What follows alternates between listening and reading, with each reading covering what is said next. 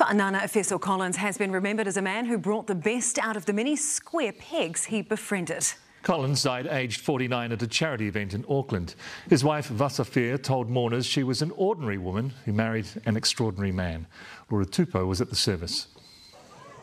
In the heat of the day, hundreds gathered to celebrate the life of Whaanana Efeso Collins in South Auckland, his home, where his influence was felt strongest. I remember the first time I saw him was back in year 10 when he came in and did an assembly for us, and that inspired me, and I wanted to be like him. It's sort of given us this opportunity to represent ourselves and sort of prove to everybody as to why he was so confident about us. Politicians, school children, stars of the sports fields and stage came together for a leader, a Green MP, a husband and a dad. You reached beyond the boundaries that racism set for us. You swam beyond the safe, blessing the sharks that circled around you, death threats, race bait, and white supremacist hate. 8 days ago, Whaanana died suddenly after collapsing at a child fund event. The world became darker as a bright, shining beacon of love and light faded away. The light that supported square pegs, those who didn't fit the mould, but also his family.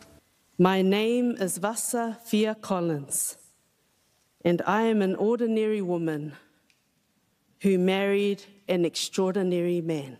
It's the first time Whaanana's wife, Fia, has spoken publicly about her loss. He too was that rose that grew from concrete. He blossomed and bloomed in the face of adversity, abuse, depression, racial discrimination, death threats, and constant online and spiritual attacks.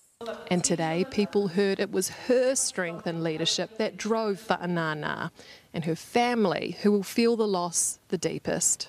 I love you, Fess, my hun, my wub, my special friend, my handsome baby. Ia manuia lau whainga malanga, until that glorious morning, my love. Soifua me ia manuia. In a service for thousands where so many people shared memories, there was also space for an impromptu hymn.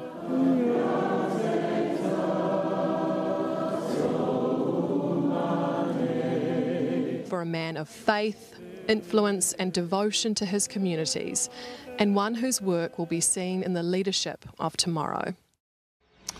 Laura joins us now. Kia ora, Laura. What a beautiful service. Now, there was a lot of talk of those square pegs Whaanana Efeso Collins loved. So was that reflected in the congregation? Absolutely, Mike. Those people who didn't quite fit the mould, there were more than 2,000 of them here today because Whaanana's impact, it spread beyond political spheres, beyond social spheres, beyond those geographical boundaries, and that's absolutely what we saw here today in the heart of South Auckland. People travelled far and wide to be here, to pay their respects, and yes, it was a funeral, it's a time of sadness, but I can tell you there was a lot of laughter today, there was a lot of singing, there was a lot of mocking. Whaanana used humour to really break the ice, and a lot of ice was broken here today. Now, when someone passes like this, there's always the speak of legacy. What is his legacy?